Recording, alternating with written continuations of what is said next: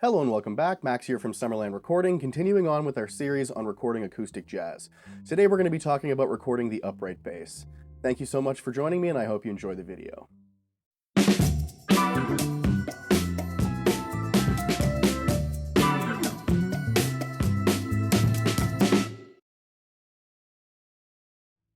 Okay, so it's really fun to record upright bass, but it does come with some challenges. It's by far the quietest instrument in a jazz setting, but also one of the most important. Well, it may seem that it's the drummer's sole responsibility to keep the tempo. In a jazz setting, it's really more of a negotiation between the bassist and the drummer. The bassist's quarter notes and the drummer's ride cymbal are really what define the tempo in a jazz setting, and the more locked in these two elements are, the better. Neither of the musicians are necessarily following or leading, but actually negotiating in real time. Because of this, it's really important to achieve a really great bass recording. With that being said, let's talk about microphones. We're going to be talking about 3 different techniques today that are commonly used in the studio. The first being a single mic placed 10 to 15 inches away from the F-hole on the right side of the instrument. I've seen this technique used many times before, especially in older Rudy Van Gelder recordings. The idea with this technique is by placing the mic further away from the instrument, we're going to pick up both the low end that's coming from the F-hole, as well as the plucking sound that's coming from the musician's fingers. In the earlier recordings of Rudy Van Gelder, he was most likely using an RCA 77DX ribbon microphone. I love that mic. It works great on upright bass, but because we're using only one microphone and because we're placing it further away from the bass than we normally would with a close miking technique, we're going to lose a little bit of the low end due to the proximity effect. So for today's video, I'm going to be using a Peluso 2247 LE tube microphone, which will work a little bit better from a further distance. Just before we listen to this first technique, something to remember is that the quality of a bass recording does also rely on the quality of the instrument being used and the experience of the musician who's playing it. The instrument I'll be using is not a master-built instrument, and I am a beginner bassist, so take that into account when listening to these recordings, but I do think we'll still be able to achieve a really great bass sound and highlight the differences in techniques and microphones. All of the microphones that we're going to be listening to today are going to be going through a Vintech 473 preamp without any EQ or compression at all. Let's have a listen to the first technique.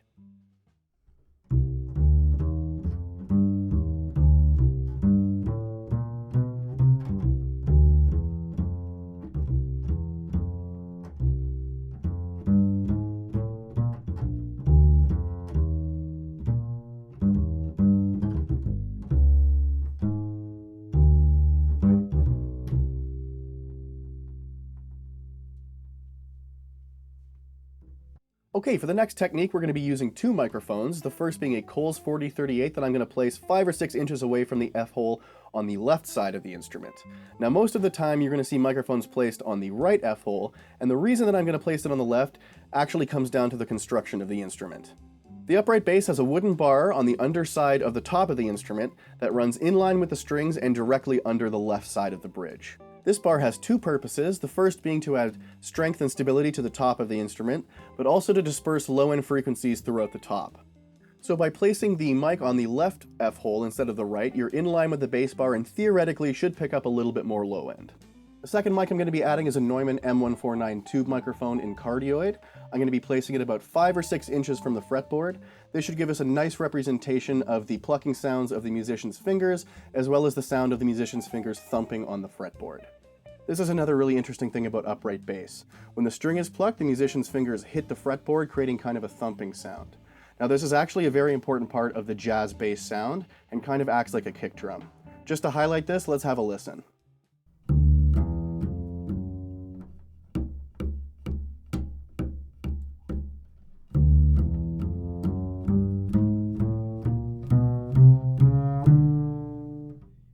Okay, so let's have a listen to these mics on their own, then we're going to add them together and see how that sounds. Let's have a listen.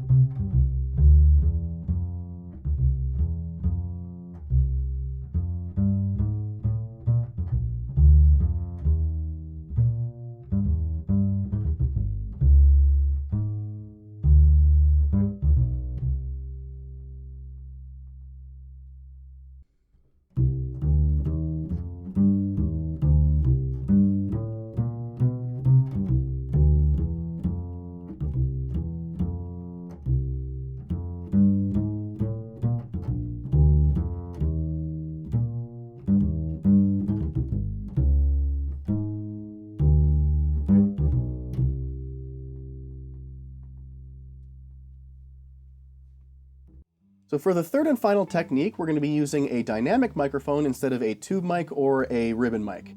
I'm going to be using an Electro Voice RE20 that I'm going to place as close to the fretboard as I possibly can. This is going to pick up the plucking noises and thumping noises that we talked about earlier. While the RE20 is going to give us great definition, it is going to be a little bit lacking in low end just because of where it is placed. So instead of adding another microphone to an F-hole, what we're going to do is we're going to take a DI. This is going to give us a nice solid low end that we can then add to the RE20. One thing I would highly recommend doing when you're using this technique is to use an EQ to get rid of any of the high end that's coming from the DI. It's not the greatest sounding high end, and we're going to be getting plenty of high end from the RE20. I'm going to be plugging the bass directly into a Universal Audio 4710D preamp, and it's going to be set to the tube setting. While this isn't a dedicated DI box, it's essentially the same thing just built into the preamp. Let's see how this technique sounds.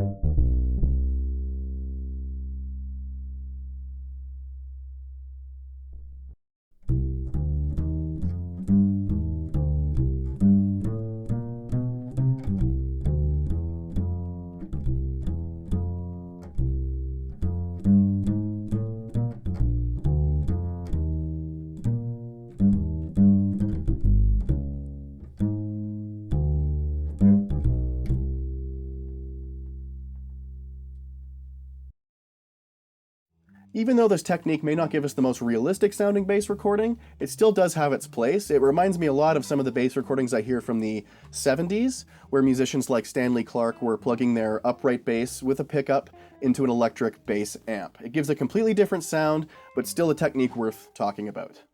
Let's listen to these techniques one more time back to back for a good, honest comparison.